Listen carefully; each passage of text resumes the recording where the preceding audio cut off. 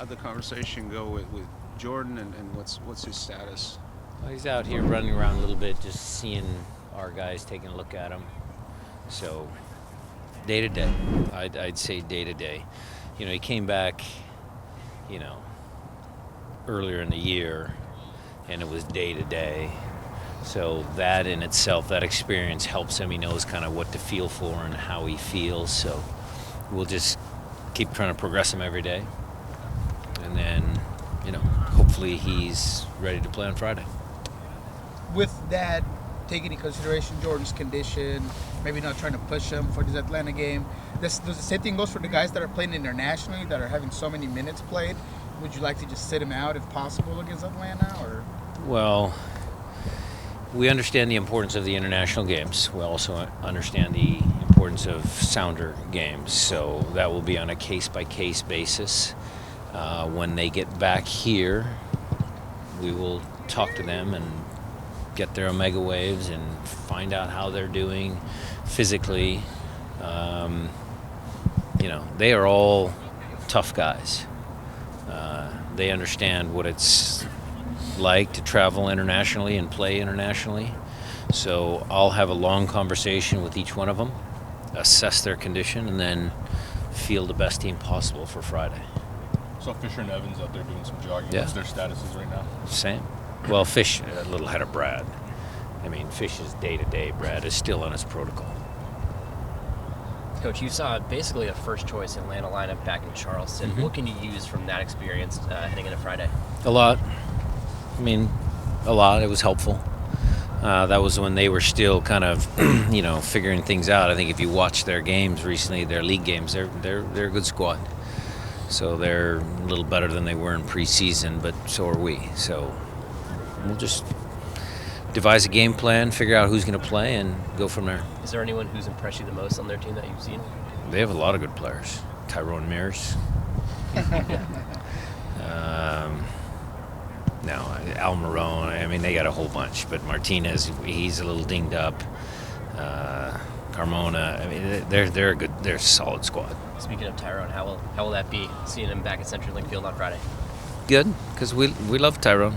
It'd be a little different, but we're happy for him that he's found a place, and hopefully he'll have a successful season. Are there any players that played on Saturday that kind of have given you any sort of reason to have some selection changes that you might normally not have on Friday? Well, in a normal week, I would say yes, Spencer. But the fact of the matter is because of the international duty, that kind of dissipates a little bit. If those guys were all here training, and I watched some guys Saturday and go, hey, that's pretty good, then maybe. But we're just all hands on deck for Friday. Just they were shorthanded. Being an expansion team can be tough in your first year. You're kind of seeing that in Minnesota, but like you're saying, Atlanta looks really good. But does it surprise you how fast they've kind of acclimated to MLS, and why do you think they're having the success as fast as they are? Well, I'm not surprised. Yes, expansion is difficult. We launched our team, pretty well. There's been success, failure, success. Okay, so it just sometimes you're lucky, sometimes you're really good at what you do, sometimes you gel early and you fade late, or you're not gelling early and you come on strong at the end. There's lots of different stories regarding expansion teams. I would say one of the reasons why Atlanta has done well is because they obviously spent money on players. That's number one. The amount of money they spent, and spent well, I should say, gives them a head start.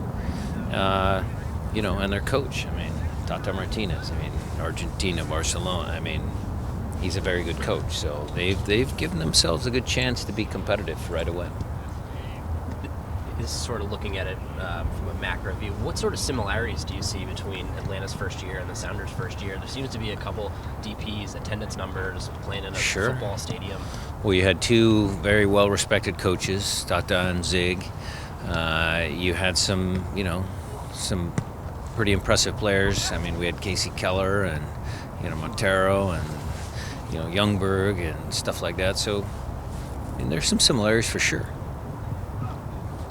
When you have a team that can score as much as Atlanta has, leading scorer, does your game plan changes, and the fact that maybe you'll be a little bit more cautious and maybe with your We're at home. Nico, we're at home. We will impress our will onto teams at home. Try to. Love it. Okay.